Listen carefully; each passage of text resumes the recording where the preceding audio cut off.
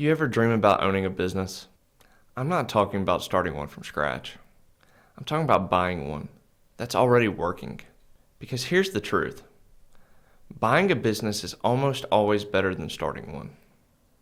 It's faster, it's safer, and it gives you momentum on day one. But the real question is, how do you know if it's the right business? That's exactly what we're going to break down today. I'm going to show you 3 filters, the same ones private equity firms use, to figure out whether a business is worth actually buying. I'm Connor Metcalf, the Tax Planning CFO, and this is the Empire Architect. Let's get into it. Filter 1, cash flow. First question, can this thing pay for itself? That's where it all starts. You want the business to throw enough profit to make the loan payment and still have room to breathe, room to reinvest and grow. It's a simple yes or no question. If the business can't pay for itself without you making major changes, then it's a no. Doesn't matter how good the story sounds or how fixable you think it is. If it can't stand on its own from day one, walk away. Here's a simple method to see if it'll cash flow. The debt service coverage ratio, the DSCR, shows you how many times your profit covers your debt payments. At the bare minimum, your DSCR has to be at 1.5 ratio.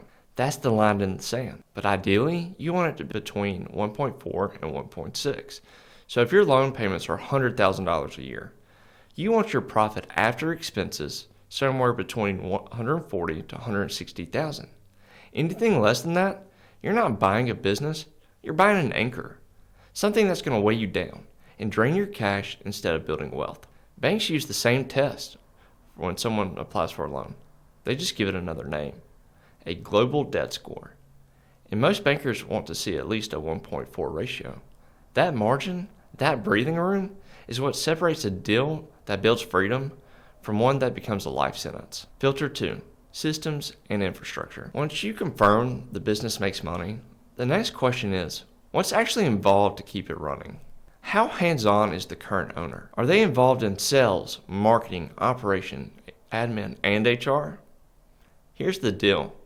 If it's truly turnkey, you're going to pay a premium for that. If the owner is overly involved, you're not buying freedom, you're buying a massive headache. What you're really looking for is the in-between. A business that's profitable, but still has room for improvement. Something that runs, but not perfectly. That's where your opportunity is. The goal is simple. Use systems, technology, and people to create leverage. Alex Ramosi talks about the 4 levels of leverage. Labor, people working for you. Capital, money working for you. Code, software working for you. Content, marketing and media working for you. When you buy a business, you want to see how much leverage already exists and where you can add more. If everything depends on the owner's time, it's labor heavy and fragile. But if systems, automation, and brand are doing the heavy lifting, you got something scalable. Private equity calls this operational due diligence.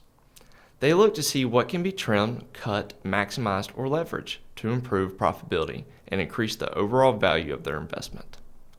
That's the mindset, turning inefficiency into equity. The less time and energy it takes to make the business run, the more valuable it becomes. Filter 3, tax and structure. Now here's where most entrepreneurs get it wrong. They think tax planning is something you deal with after the deal. But in reality, how you structure the deal before you buy determines whether it becomes a wealth builder or a tax burden. Just like real estate. You probably heard the saying, you make your money on the front side. Well, when you're buying businesses, how you structure your deals and entities is the exact same thing. That's where your money's made, on the front side, in the setup. So before you ever sign, ask yourself, what do I actually want from this company? Is this something I plan to own long term or grow and sell? How much cash flow do I need to take home and how much can I reinvest? Does this fit into a bigger strategy, a holding company, or portfolio? And how will this structure affect my taxes and my eventual exit? This is where game theory comes in, because depending on your goal, the structure, tax play, and even financing approach might change. If you go too heavy on deductions now, sure, you'll save a few bucks in taxes, but you might also kill your valuation when it's time to sell. Tax and entity planning should be strategic, not reactionary. And definitely not something based on what you heard on TikTok. Here's what to do instead. Number 1, build the right team. Get a CPA or business advisor who understands both in tax and deal structure, not just compliance. Number 2, model your options. Have your CPA or advisor run multiple versions of the deal based on your goals, different entities, different financing setups, different timelines. And number 3, plan for worst case. Always scheme out what happens if the deal takes longer, costs more, or cash flow dips.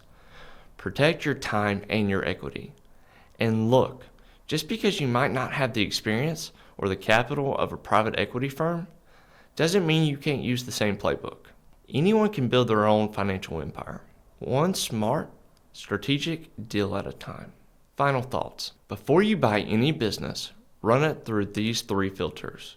Number 1, cash flow. Can it pay for itself? 2, systems. How broken or fixable is it? Number 3, tax and structure. Will the way you buy it build wealth or bury you in taxes? Because the goal isn't to own a business. The goal is to own one that builds wealth. I'm Connor Metcalf, the Tax Planning CFO, and this is the Empire Architect. If this helped you see business buying in a new light, hit like, subscribe, and stick around, because we're just getting started.